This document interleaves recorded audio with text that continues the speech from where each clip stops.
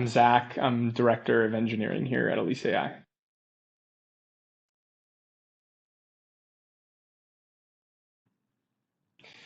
A typical week is probably 70 to 80% just coding. The other time is spent aligning with team members and planning, on occasion hopping on calls with customers. I need to stop spinning. Yeah,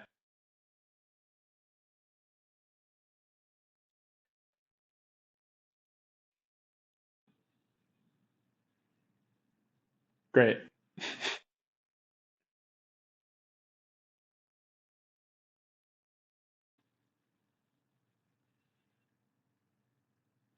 Yeah, so I mean, I think as an engineering leader, a lot of my time is spent planning. And I think one of our theses as an engineering organization is that the people that sort of architect the system should be deeply involved in building. So you see that from me all the way up to our VP Ryan are still spending the majority of our time coding. And I think that's because, I don't know, I think if you're solving a sufficiently complex problem, the devil is in the details. And you simply can't solve the problem by writing like a polished design doc. You have to be in the weeds.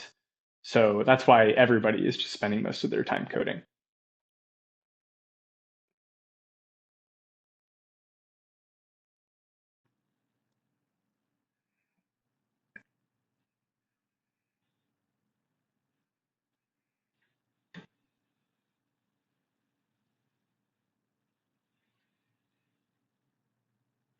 So in comparison to my previous roles at other companies, the difference in just the amount of code we push out is astonishing. It's just a lot more deploys. So for reference, at my last company, we used to deploy on Mondays and Thursdays, and we had like a 30-minute stand up every day with 10 people. And there was just a lot of bureaucracy and a lot of planning and, hours spent grooming Jira boards and story pointing tickets. And here it's just the minimal amount of process. It is talking to people and tapping them on the shoulder when you need to do so. And it is just getting the thing done. So it's pretty much night and day. It doesn't compare to what I've seen in other places.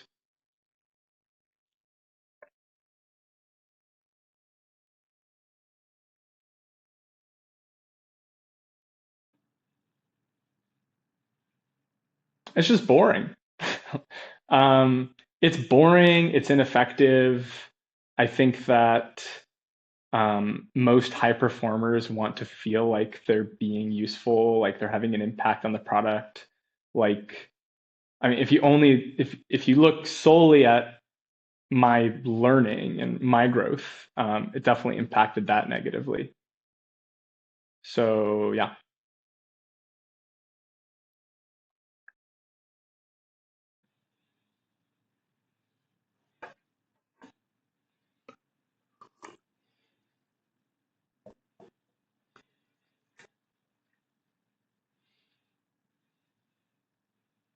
sure. So having all of these meetings and this time spent planning and story pointing and these rigid review and release cycles, one, it just wears down on you, but it's less efficient. You feel like you're not really having an impact and you're not learning as much as you could. You're just not pushing the product forward as much as you can. And every feature you ship, every problem you solve ultimately just makes you a better engineer.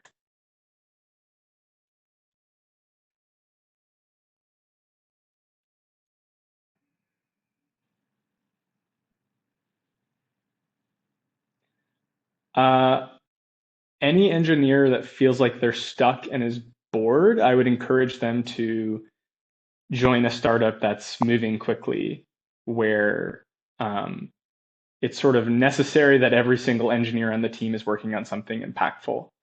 If you find that you're just buried in legacy code or working on things that don't really feel like they impact the product, And you don't like that. I mean, for some people, maybe that's what they want. But if you're like me and a lot of other people here, I would just encourage you to look at startups that are moving quickly.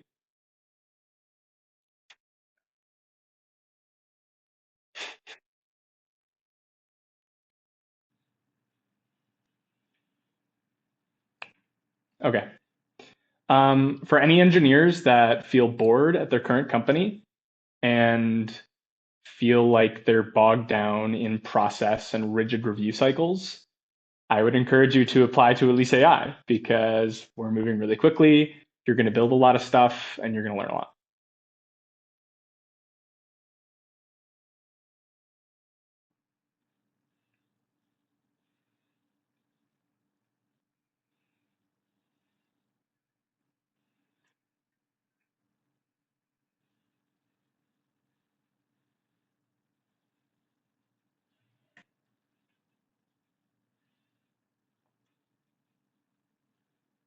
Yeah, sure.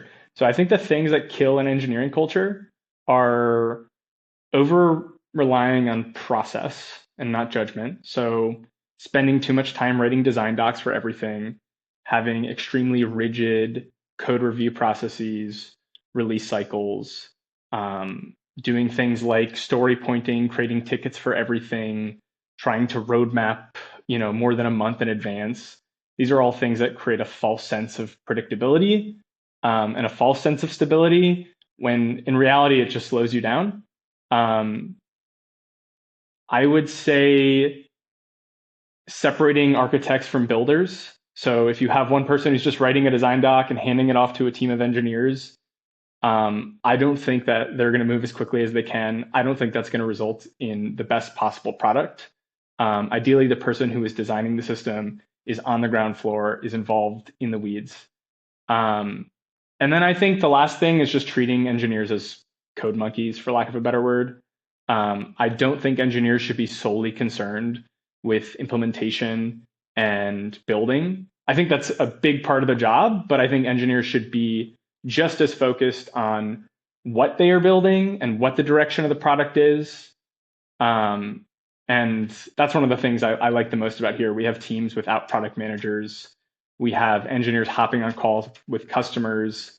Um, and even our larger products, which do have PMs, and maybe you're not talking to the customers as much, engineers are right there in the driver's seat, helping determine the direction of the product.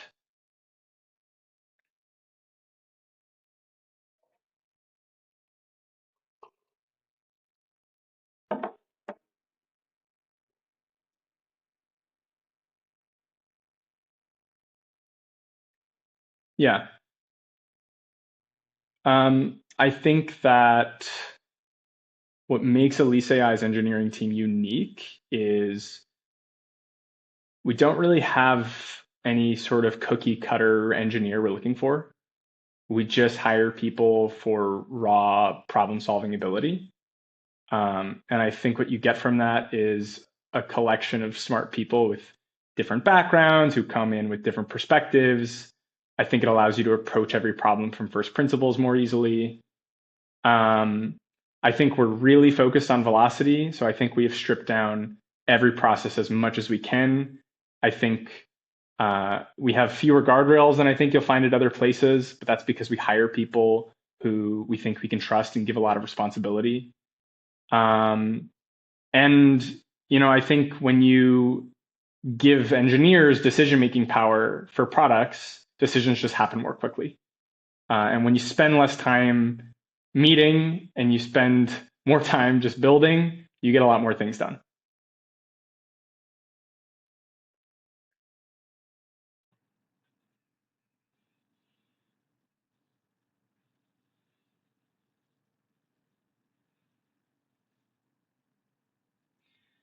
Yeah, I think the things that I'm gonna start over.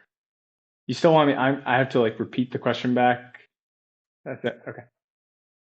Okay. I think the qualities that are most rewarded here are a bias for action. So people who just want to do the thing. I think when you're building a new product, there's a lot you don't know. And I think that especially high achieving people can often fall into this habit of perfectionism and wanting to get everything perfect before pushing it out.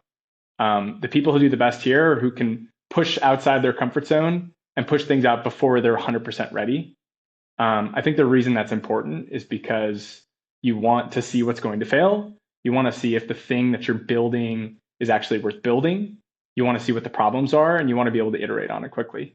So people who have a bias for action, I think people who function well in unstructured environments, who can be given an ambiguous problem and go and solve it, those are the people who tend to do well here and also tend to have a good time. Um, and I think I think people who just have this like founder mindset, who even if in order to push a product forward, it's not necessarily like writing some code. Maybe it's some other thing you have to do. Maybe you have to sort of become an expert in some domain really quickly. The people who are willing to just do whatever it takes to push the product forward, those are the people who do well here.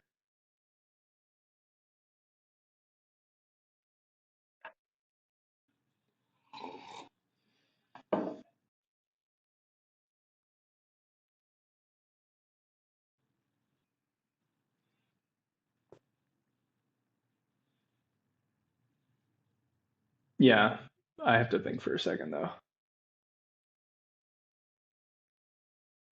I mean, there's a lot of failure.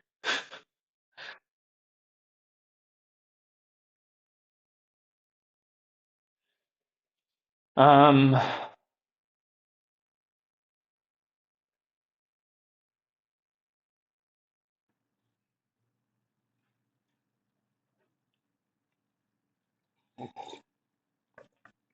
yeah, okay. I got one. Um, so when we were first building our delinquency AI, which is essentially an AI that reaches out to residents and sends rent reminders, sets up payment plans for them, sends them payment notifications, basically does what a community manager would do if you're not paying your rent, reaches out to you and sort of walks you through that process. A big part of that product is integrating with the various property management systems and pulling that ledger and financial information in about the resident. And when we were first building that, there was just so much complexity that we had to sift through that we couldn't have known about until we just went through it. Um, Things like handling subsidy vouchers from housing authorities for residents, things like handling bad debt and write offs and bad debt recovery, weird edge cases where residents have multiple active leases where they're moving in and out, guarantor scenarios. There were all of these. There was this long tail of financial edge cases that I think would have been really difficult to anticipate. And so when we first pushed the product out, it was working for, say, 90% of residents. But there was this long tail where people were saying, hey, that's not how much I owe. Or we were getting inbounds from leasing agents that were saying certain things were incorrect. And what we did was we went through the tickets and we identified all these edge cases and we made the system better. And that was an example where I think there's a world where we could have just not pushed that product out for 6 months, and just taken the time to think through all of these cases. Or we could have pushed it out at a small scale, seen where the failures are and fixed it. And that was me and my team doing that. That was about 2 years ago. And I don't think there was, if anything, we were just rewarded for pushing the product forward.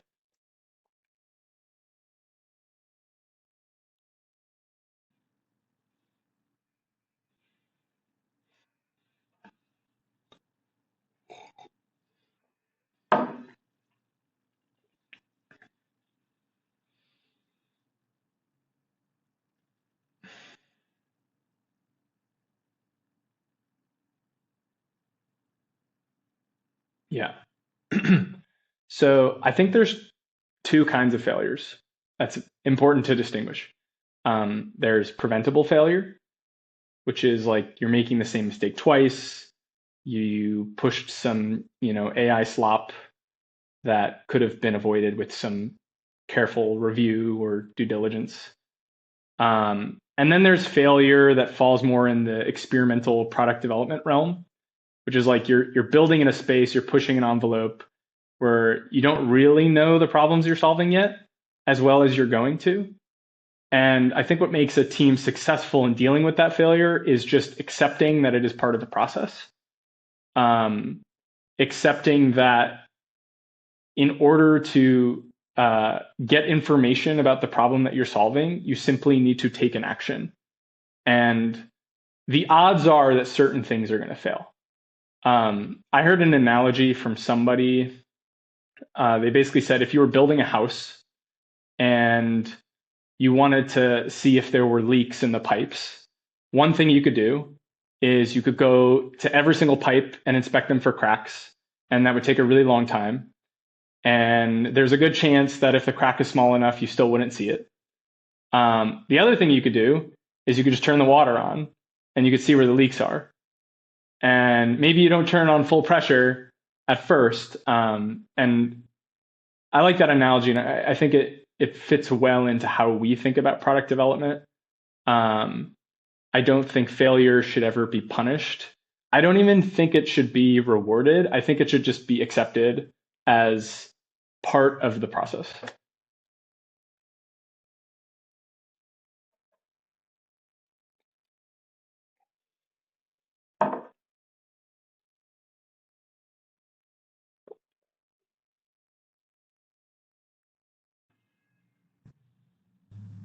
The speed at which we do things, the aggression with which we push the product forward, I think is always surprising to people. And I think, yeah, I didn't restate the question, did I? Yeah. I think what always surprises people when they join eliseai is the sheer velocity of the engineering team, the speed at which we push new features, the speed at which we make decisions. And I think what also surprises people is what we expect of them when they join. I think most people are used to joining a company and sort of spending, the first month just sort of onboarding and running through HR tasks and doing small onboarding tasks. Here, it is not uncommon to have a new engineer pushing new features or working on a new product within the first week. So that always surprises people.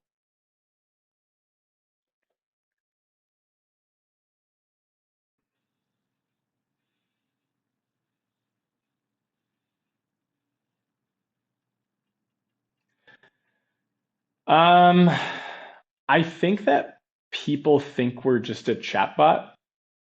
I think people think that we are solely automating conversation, whereas we're automating everything that a leasing agent or a community manager or a maintenance technician might be doing, from making decisions to generating documents to reaching out to people proactively to aggregating data and putting together reporting views.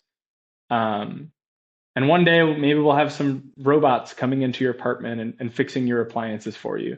So I don't think people realize that our mission is having fully autonomous buildings, and that our mission is not just automating, phone calls and emails. Although obviously that's a big part of what we do. Um, yeah, sorry, I think that's pretty much it.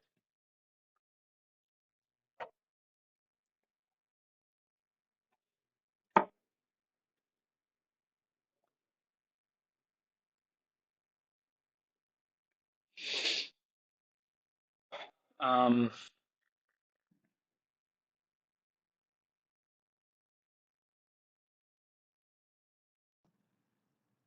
it's hard to give one thing that we need to build that will sort of unlock fully autonomous buildings.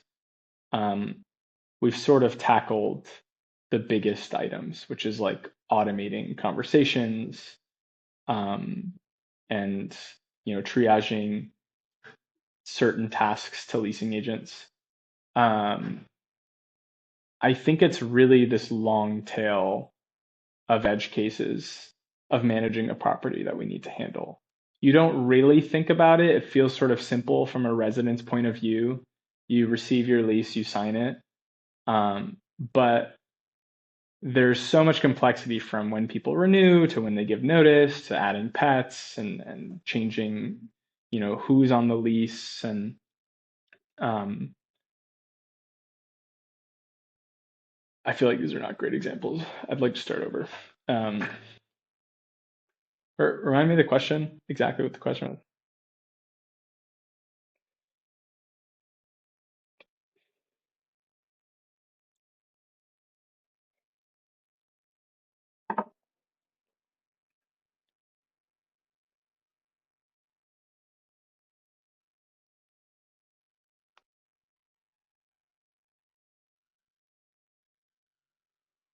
I'm assuming I can't talk about AIP, huh?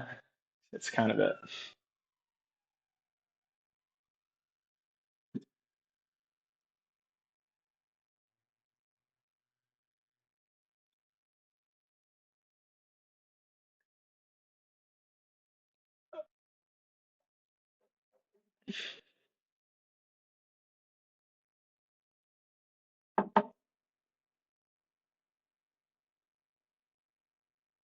Yeah.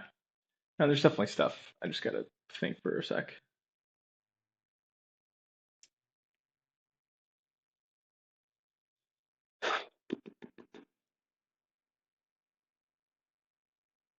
Let's come back to it. I feel like I got a stew in the background.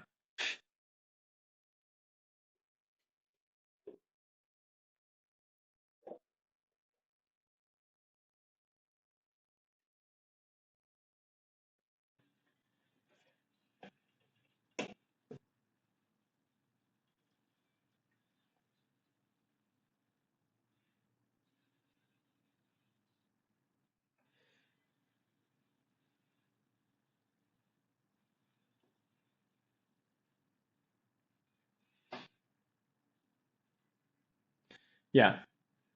I mean, the scale of our product and our reach is always surprising when I tell it to people. We're in 1 in 8 apartments in America. And there's a good chance that if you've looked for an apartment in the past couple of years or lived in an apartment, that you've interacted with one of our agents. Um, so the exciting part about that is when you build a new product, it's often interacting with millions of people very quickly. When we look at our dashboards, we're seeing we're having hundreds of thousands of conversations with people a day. Um, so that's pretty cool. I also think when you think of the actual impact on people's lives, instead of someone just waiting hours or days to hear about their maintenance request, they hear immediately. Um, or instead of someone being locked out of their apartment and having to go sleep on their friend's couch, they get connected with a maintenance technician immediately. Um, so when I think about impact and scale, that's what excites me.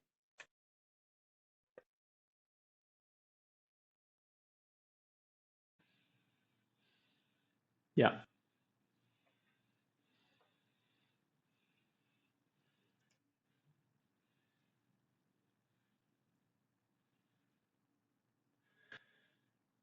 Yeah. I think the most successful people are those that are, I'm going to start over.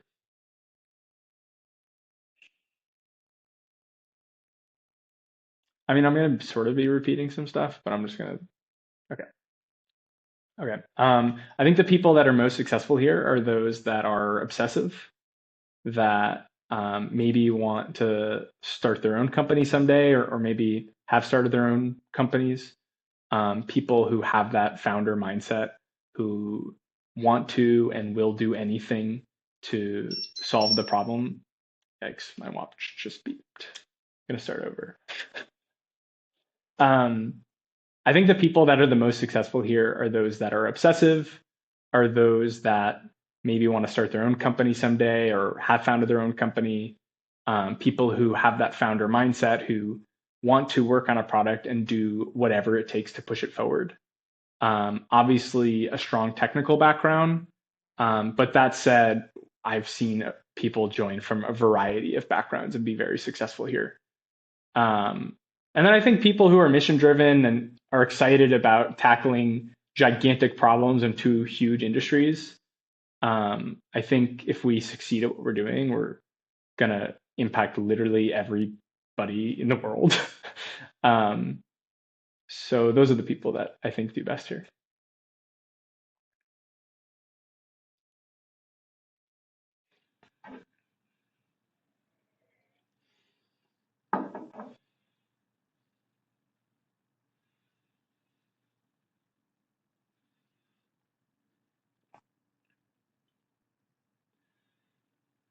Yeah.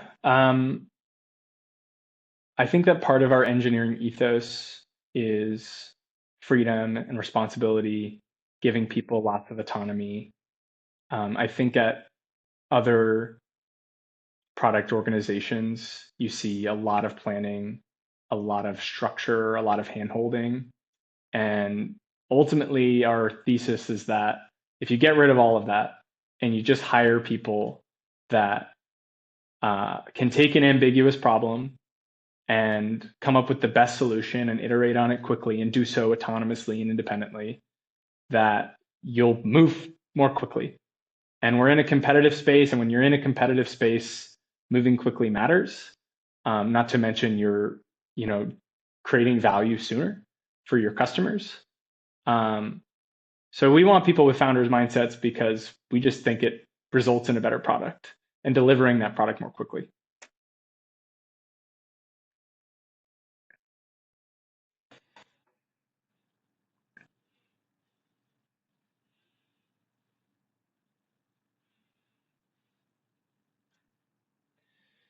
Yeah, so we've hired researchers who haven't really contributed to a production code base ever. We've hired people straight out of school that had no software engineering experience. We've hired people from more traditional backgrounds. We've hired people who have worked mostly on hardware problems, even though we don't have a lot of hardware problems going on. And obviously, we're in this AI space, and we've hired people who have worked on completely different engineering challenges, but ultimately are able to come in and ramp up to these technologies in our stack.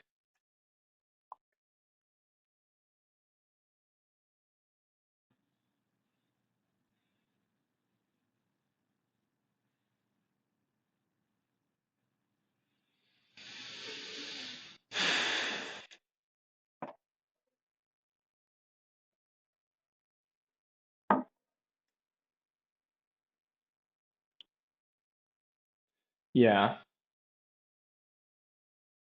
I don't think I have a great example for you.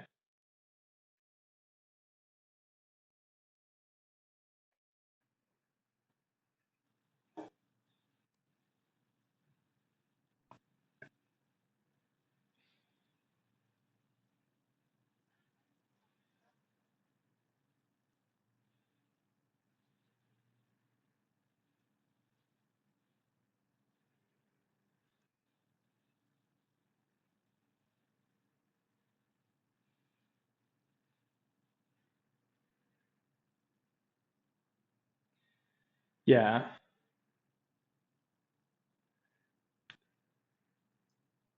So my take is I don't think there's a perfect number, but I think a reasonable guideline is between 2 and 4. Though that isn't to say there aren't projects that can be done by one person alone, and occasionally we'll have things that are sufficiently large that we need more than 4 people. Um, but generally, if I find myself in a meeting with more than 3 or 4 engineers, there are usually conversations that are not relevant to everybody, and decisions take a longer time. And we just spend more time just meeting about nothing. So I think if you do a good job breaking down a problem, those smaller pieces can generally be tackled by 2 to 3 people. And if you find yourself with like 8 people trying to solve a problem, you probably haven't broken it down well enough. And it's probably best to maybe align in that larger group and see how you can break things into pieces, and then those smaller pods can go off um, and do their thing.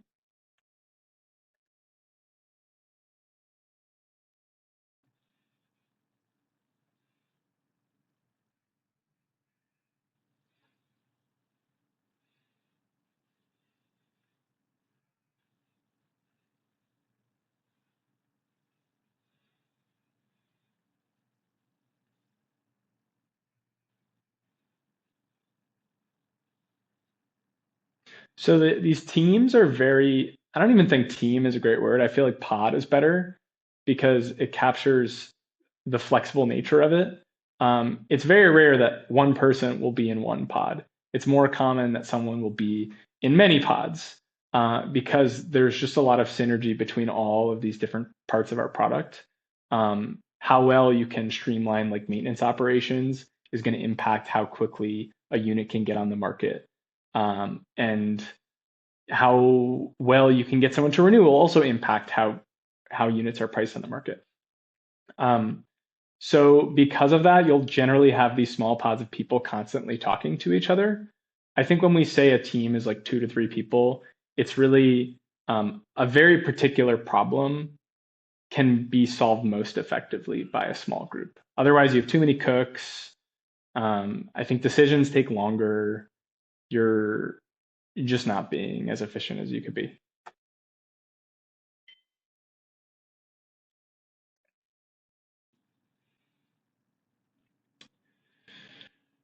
Yeah. Um, a lot of our pods are just software engineers.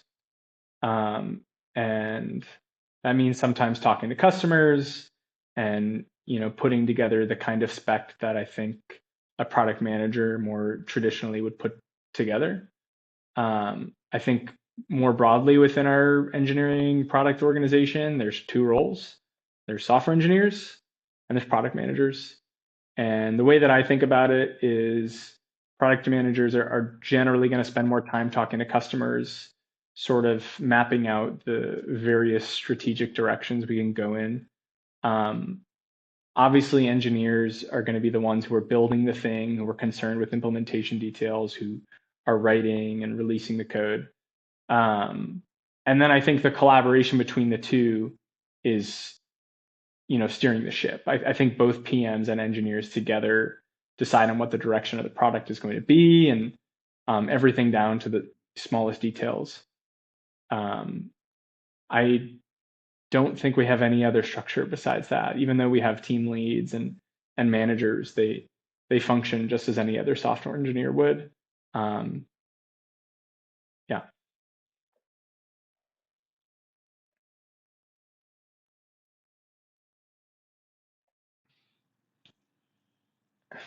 yeah.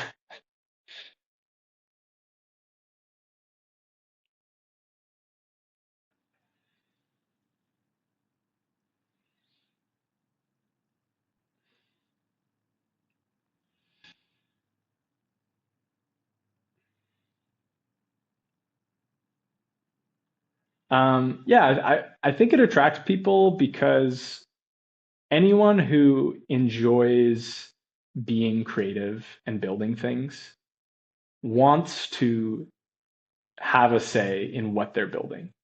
I think it is boring and ineffective to be someone who is building something and unopinionated about what you are building. So I think generally people who are high performers or who possess that entrepreneurial spirit just can't help it but care about what they're building. And so I think that's what people find attractive about our team and how we operate.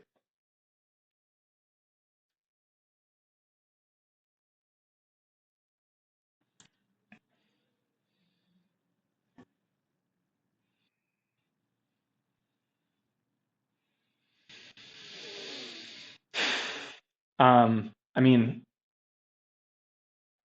I think generally other engineering leaders at other organizations would not agree with our product road mapping strategy, which is that we don't have a roadmap.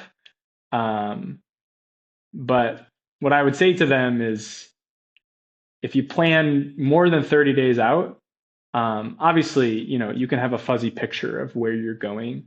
It would be silly to say we don't know what, 30 days out is going to look like. But to plan in intricate detail is just to lie to yourself and to pretend that you have some sort of predictability.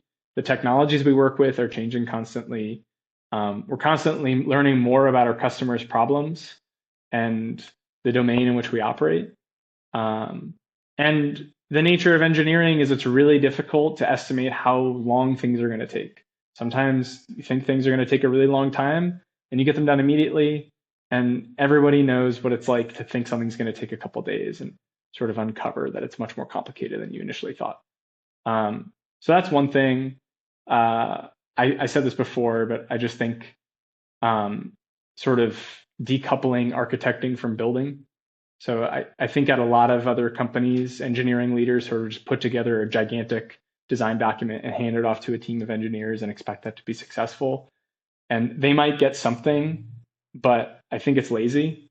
And I think if you actually want to build something good, if you're the person planning it, you should be deeply involved in the details. And if you're not writing code, you should at least be talking through, very specific technical details. And then I think another thing, this circles back to what I've been saying is I don't think it makes sense to treat engineers as solely code producers, solely executors, solely code monkeys. I think it's not only that you give engineers the opportunity to sort of have a say in the product, I think you have to expect engineers to have an opinion about the product. I think at other engineering organizations, there's extremely rigid code review and extremely rigid release cycles. And to that, I say you're probably not hiring people that you trust. Because if you hire people that you trust, you can give them the freedom, you can give them the autonomy, you can give them the tools. I'm not saying you get rid of all the guardrails. You still have tests, you still have review. Something I really like about our organization is for PR reviews. We require reviews. But every engineer has the power to merge to main hotfix. There's a process through which you do it. There's a lot of red flags, there's a lot of confirmation. But we give everybody the opportunity to do that because we trust everybody in the case that there is an emergency, that they are smart enough to carefully, override the guardrails that we have in place. That's not something I think we might want to make public, but that's something.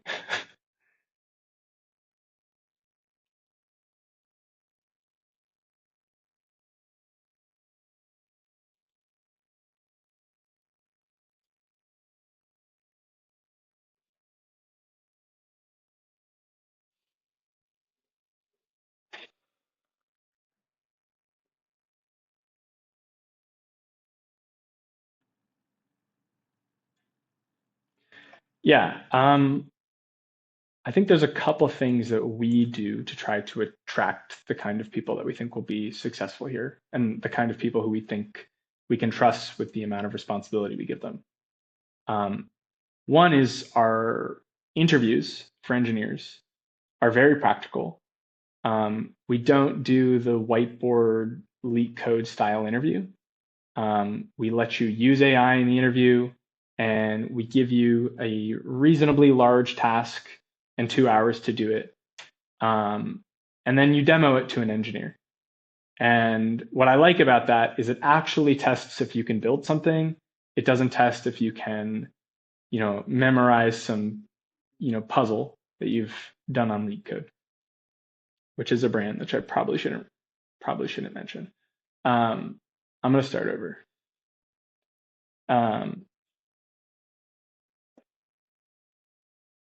The question was, what do we do to attract talent?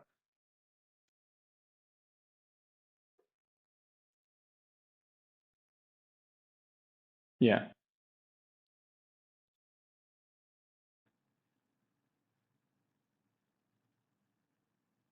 Okay.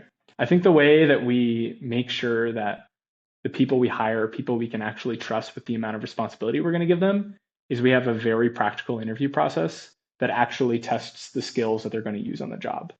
Rather than a whiteboard style coding interview that you might see at other companies, we give them a reasonably large task that they have 2 hours to complete. We let them go off and do it on their own. We give them API keys. We let them use whatever code gen tools they want to use, whatever they would use in the actual working environment. And then they demo it to an engineer on our team. I think that's a much better test of how you're going to do on the job. And the problem that we give is quite ambiguous, and there's many different approaches, and we get to see how creative people are. Other than that, I think the other thing we do is we cast a pretty wide net. I think if you look at other job descriptions, you'll see very esoteric frameworks. You'll see requirements for,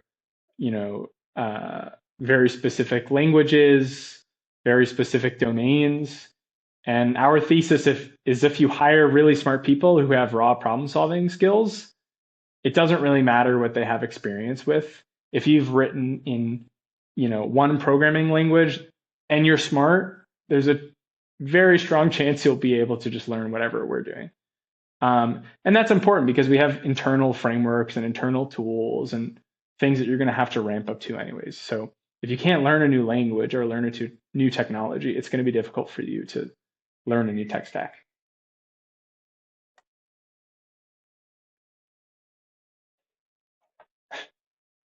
Okay.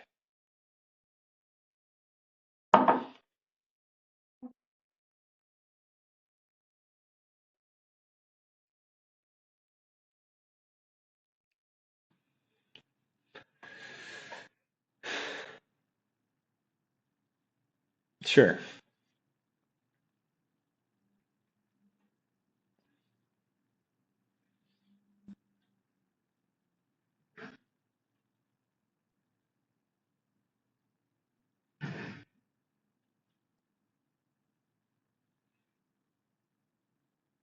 Okay. Um,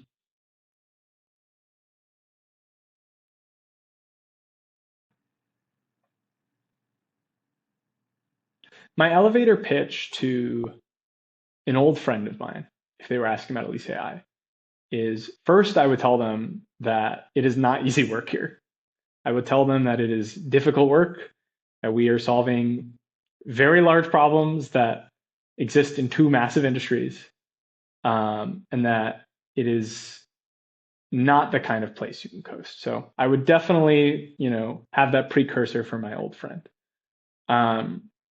Then I would tell them that if they're up for the challenge, and if they're, willing to work hard, that they will struggle to find another environment where they will learn as much and be as challenged as they will here. I think anybody who wants more on their plate is going to be pleasantly surprised when they join eliseai and find that there was much more than they thought could be put on their plate. Something I heard from someone who recently joined, which delighted me, was they said, "Well, at my former companies, I feel like I'm always asking for more. I feel like I'm always asking to be given more, and I have not had that experience here." And I think if that's the kind of thing that someone is looking for, then they will find that here.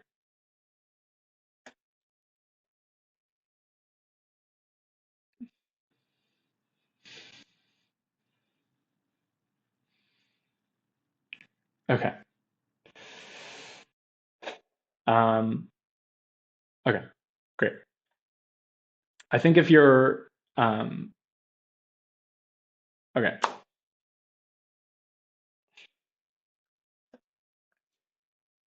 I think if you're looking for a place to coast, if you're looking for a place that is not challenging, then eliseai is definitely not the place for you.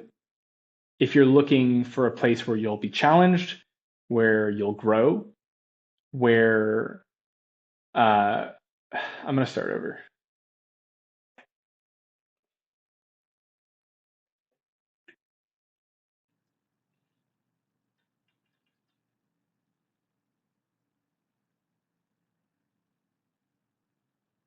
Okay. I think that if you're okay, I think if you're looking for a place where you can coast, where you can be comfortable, then eliseai is definitely not for you. But I think if you're bored in your jobs normally, if you're looking for more challenges, if you want to work on a product that is impacting millions of people, that is going after not one, but two gigantic industries, then you're going to be happy here. Um, I had this person recently join, and something they said to me that delighted me was they said that at all of their previous companies, they're always asking for more on their plate, more problems to solve. And here, that has not been their experience. And that is after being here for a few months. I think if you are the kind of person who is always craving more, who just wants more responsibility, who wants more autonomy, who wants to join a fast moving company and actually work on things that matter and actually work on parts of the stack that impact your customers and your users, then this is the place for you.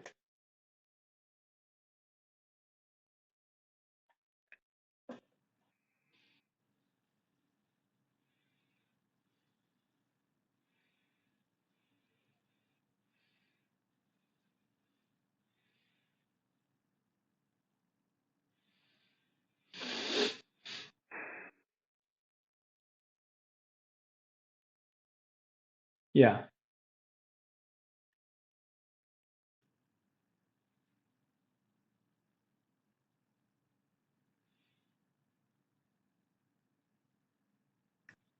Um, one thing they could apply.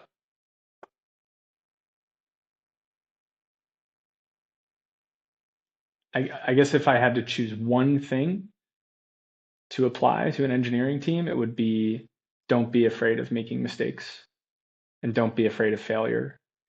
And that if you find yourself building a product and there is no failure, then there's a good chance you're moving too slowly.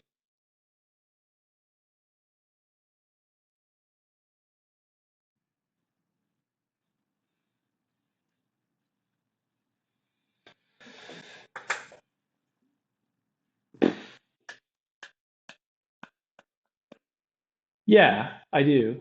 Um, I think I think the other thing that doesn't get talked about enough about our culture is that we just have good people that are fun to solve problems with. I don't think it gets talked about enough how important it is to be on a team with people you trust and to be on a team with people who can be optimistic together when things get tough. Because we're solving really hard problems and it is not always easy. Um, and yeah, I just want people to know that I think this is a company where I have made some great friends, where I'm constantly learning from people. Um, and it's just straight up fun.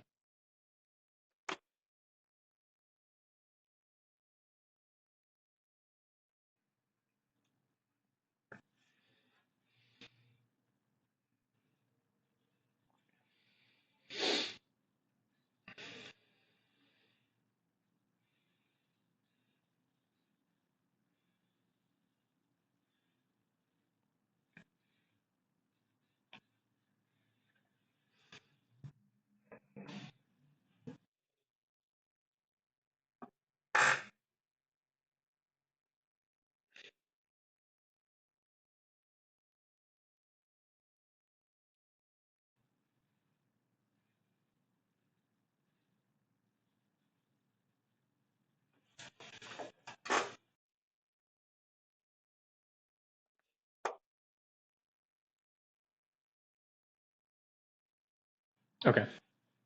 What is an example of something that would happen to me? I mean, like building something or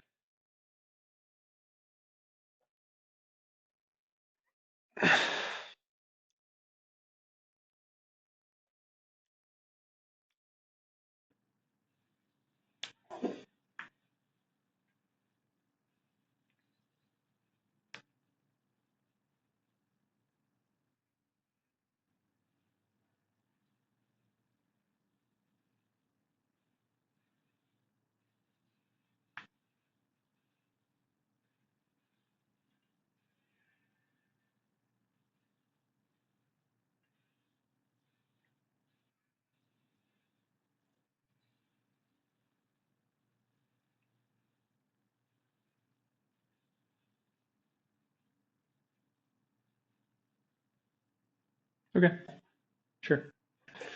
Okay, so my name is Zach. I'm director of engineering here at eliseai. I joined 4 years ago, and for me, the thing that I look back on as being the most impactful having been here is just seeing what is possible when you actually try to build something as quickly as you can. And when you throw out the rule book and you sort of attack software engineering from first principles. Um, and I think anybody who wants that experience, who craves solving challenging problems, who wants to build a lot of product, should apply to Elise AI. Yeah.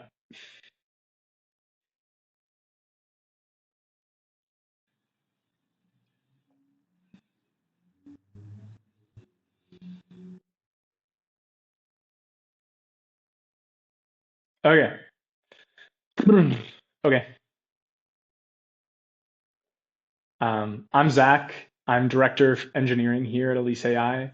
I've been here for over 4 years. Um, the biggest thing for me being here is just seeing what is possible when you throw out the rule book and you try to build a great product as quickly as possible. If you're looking for a challenge, if you're looking to build an impactful product and be, I'm going to start over. But I was close. Okay. Um, My name is Zach. I'm director of engineering here at Elise AI. I've been here for over 4 years. I think the biggest impact this company has had on me is seeing what is possible when you throw out the rule book and you try to build a product as quickly as possible. And if you're looking for a challenge, if you're looking to build a product that touches real people's lives, then you should apply.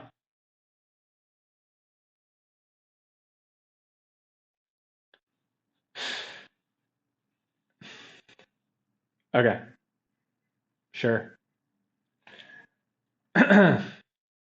My name is Zach. I'm director of engineering here at Elise AI. I've been here for 4 years. I think the biggest impact on me is just seeing what is possible when you move as quickly as possible. I'm going to start over, but that's the direction. Okay.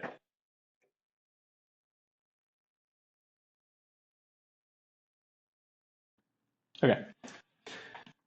I'm Zach. I'm director of engineering here at Elise AI. I've been here for over 4 years. The biggest impact this company has had on me is just seeing what is possible for an engineering team to accomplish. And if you're looking for a challenge, if you're looking to build a product that impacts people, you should apply.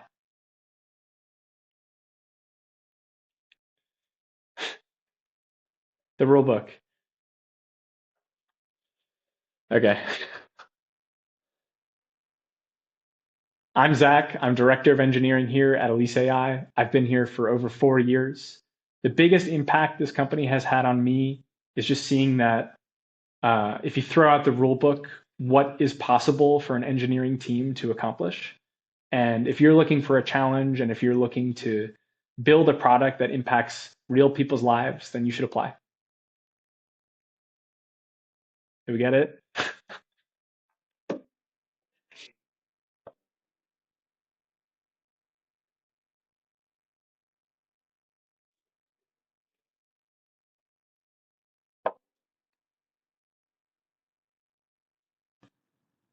Yeah.